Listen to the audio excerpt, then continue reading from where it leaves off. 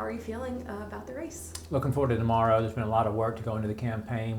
We've got hundreds of volunteers who've made phone calls, knocked doors, who've contributed and volunteered their time, and we'll have the polls covered with hundreds of volunteers tomorrow. We have a far superior ground game. We have the support of the grassroots, the elected officials, the GOP leaders, and we think we're going to surprise Washington tomorrow with a significant victory. So that was one of my questions. This has been a very heated race. How does it feel knowing that it's coming to, at least this part's coming to a close? Well, again, glad to get it behind us. It's sad that Washington, D.C. has spent millions of dollars on the Republican side, not to defeat Democrats in November, but to find a candidate who is willing to do or say anything to try to win. They've run millions of dollars worth of dishonest ads trying to destroy me and to deceive the voters. But I think the people of the Fifth District know me well after 3.5 years. I don't think they're confused about the race, and I think they'll overwhelmingly say we're not going to let this seat be bought by the D.C. swamp. Are you concerned any? Well, you work hard, you don't take anything for granted. We believe we're ahead, we expect to win, but we're certainly going to run through the tape, so to speak, and make sure we do everything we can to ensure victory tomorrow for the people of the 5th District. What does it mean to you to see so many people volunteering and helping with your campaign? It's really overwhelming to see how people in the 5th District have responded, whether it's the folks who are concerned about their Second Amendment rights. Thankfully, in this campaign, it's been exposed that my opponent is terrible on the Second Amendment. All the gun rights groups are supporting our campaign. I think the faith community is strongly behind us. I've been very open about my Christian faith and my faith that drives my values and the decisions that I make. I've stood up for the things I said I would stand up for. I fought for the things I said I would fight for. So I think the people respect and trust that, and they know what they're getting in me, and I think I've done what the majority of Republicans want me to do. Would you say that's what's making you stand out against your opponent and why you should be the one that wins? Well, I think folks recognize that I'm a true servant of the people. I've only run for 2 things in my life. They asked me to run for county supervisor in 2015 in Campbell County, and I did that. And then they asked me to run for Congress in 2020. It's the only 2 seats I've ever run for, and I'm just running again for the seat that the people have twice elected me to.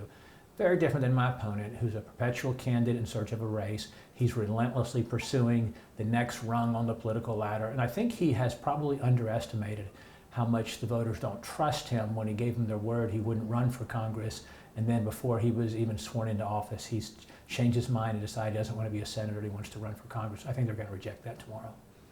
And in your own words, why is trust so important in a political candidate? Well, if you can't trust someone, nothing else really matters. None of us agree with anyone all of the time. If that were the case, we'd only need 1 member of Congress. We wouldn't need 435. So people aren't going to always agree with everything that you do.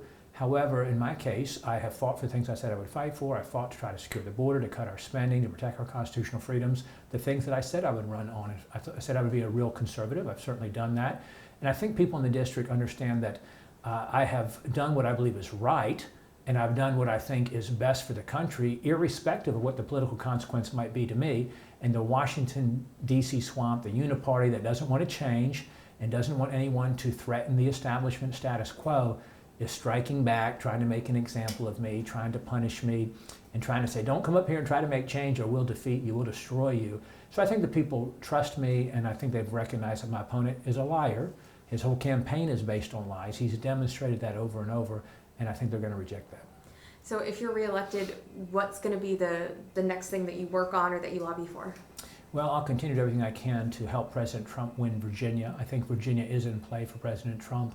I know I'm the candidate who can help him with that. I believe that I'm considered the conservative leader in Virginia among elected officials. I believe conservatives across the state are very disappointed about his endorsement and recognize that it was a mistake. There was dishonest people in his ear telling him things that were not true about me and about this race. So I'll be doing everything I can to make sure that he wins, and then also to serve with him in January to enact his agenda. And should you not win, what would be the next steps? Well, I'm not concerned about that. We're going to win tomorrow, and we look forward to, again, help President Trump win and hopefully helping expand the Republican majority in the House and winning back the Senate. Anything else that you want to add? Thank you.